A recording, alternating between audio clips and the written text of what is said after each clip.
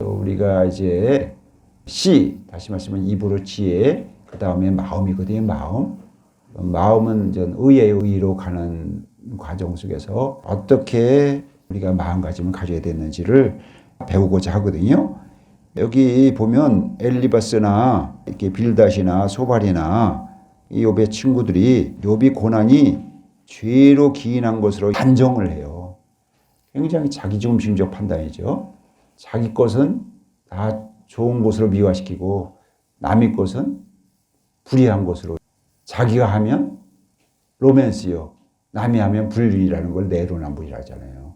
이런 자기중심적인 판단이 욥을 힘들게 하는 거죠. 네, 그리고 그것이 옳은 것이 아니다 하는 교훈을 주고 있습니다. 우리는 우리의 이웃, 가족, 친구, 교우, 이 이웃들 중에 고통당하는 자가 있으면 어떤 자세로 우리가 다가가야 되는지, 어떤 자세로 우리가 동참하고 위로해야 되는지를, 우리 마음가짐이 어떻게 되는지를 우리가 배워야 할 필요성이 있다 이거죠. 그게 뭐냐면 의의 길로 가는 기본 자세예요. 그게 야고보서 1장 19절에 보면 내 사랑하는 형제들아 너희는 알지니 사람마다 듣기는 속히 하고 말하기는 더디하며 성내기도 더디하라 그랬죠. 들어주는 것이 굉장히 중요해요. 그 사람한테 고난당하는 사람한테 어려움 당하는 사람들은 들어주기만 해도 병이 나요. 정신적인 문제가 있고 정서적으로 문제가 있는 사람들은 정신과 의사들이 하는 일이 뭐라 그랬어요? 들어주는 일이잖아요. 들어주는 일만 하더라도. 그러니까 우리가 거기다가 대고서 자꾸만 교훈을 주라 그래요. 야, 그거 너 내가 이래 잘못해서 그래. 이래서 그래. 하고 비난하려고 그러고. 그 비난을 통해서 그걸 고쳐주려고 자꾸만 그래요. 이게 굉장히 오류라는 것을 욥기를 통해서 우리가 배울 수가 있습니다. 결국 그렇게 고통당하는 사람에게 위로를 주려고 하는 교훈과 책망과 발개함과 이런 것들은 올바른 위로 방식이 아니다 하는 것을 성경이 설명해 주고 있는 거예요. 그러한 고통을, 아픔들을 그냥 들어줄 수 있는 그런 마음의 그릇을 필요로 한단 말이에요. 그것을 우리가 아멘 해줄 수 있는 거. 잘못된 말인데도 아멘 해요? 저는 아멘이라는 의미를 그렇게 되기를 원합니다. 그렇게 되기를 믿습니다. 하는 거니까 하나님에 대해서, 기도에 대해서, 소원에 대해서만 아멘하는 줄 그렇게 적용을 했어요. 근데 적용하다 보니까 그게 아니에요. 욥기를 보면 그의 억울한 하소연도, 그의 잘못된 하소연도, 그의 그릇된 하소연도 내가 아멘이라는 마음으로, 아멘이라는 것은 하나님이 합력해서 선을 이루게 하신다 하는 아멘이란 말이에요. 그런 걸 내포하고 있는 거거든요. 하나님을 사랑하는 자, 곧 그때로 부르심을 입은 자들에게는 모든 것이 합력하여 선을 이루니라. 로마서 8장 28절 이렇게 얘기하고 있거든요. 그러니까 지금은 이 사람이 고통 때문에 불평하고 불만하고 막 그러지만 결국은 합력해서 선을 이루게 할 거다 하는 아멘이란 말이에요. 그러니까 아멘으로 그런 포용력을 가지는 마음가짐이 너무 중요함을 제가 욥기를 통해서 배웠어요. 배우고 있는 중이고 배웠습니다. 저도 모르게 내가 교훈을 주려고 애를 썼구나. 하나님 용서해 주옵소서. 근데 그게 예수가 있어가지고 자꾸만 교훈 주려고 그래요.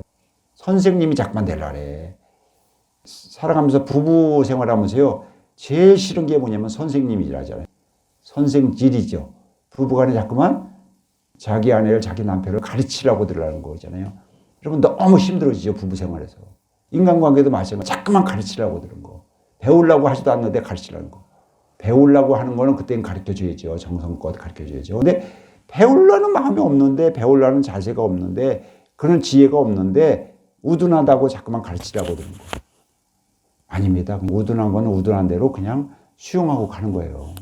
수용하고 가고 그가 못하는 걸 내가 지혜롭게 해는 거지. 이걸 고치려고 자꾸만 하면 결국 인간관계가 파괴된다는 것을 느꼈어요. 그래서 욥기를 통해서 인간관계를 가장 잘할 수 있는 비법은 뭐냐? 그냥 아멘 해주는 거예요. 그냥 아멘 해주고 그냥 들어주는 겁니다. 합력해서 선을 이룬다고 생각하고 충고를 한다든지 교훈을 준다든지 이런 것이 아니고 어떻게 해요? 나는 예수님의 이름으로 기도할 뿐인 거예요. 기도를 통해서 변화돼서 우둔함이 떠나고 지혜롭게 하도록 해야든지 아니면 내가 말씀 보는 걸 통해서 내가 간증함을 통해서 자기 간증을 하는 거야. 자기 간증을 통해서 그 사람이 교훈을 받아서 나도 말씀을 읽고 저렇게 살겠다는 동기부여를 해주는지 그렇게 하는 거지 그걸 충고하는 게 아니더라고요. 그에게 격언을 주고 하나님 말씀을 들려주고 이런다고 변화되는 게 아니더라고요. 그래서 우리가 그러한 그 상황에 있는 특히 어려운 상황에 있는 사람들을 죄 때문이다 너의 잘못 때문이다 하고 비난하는 게 아니라 이 말씀이죠.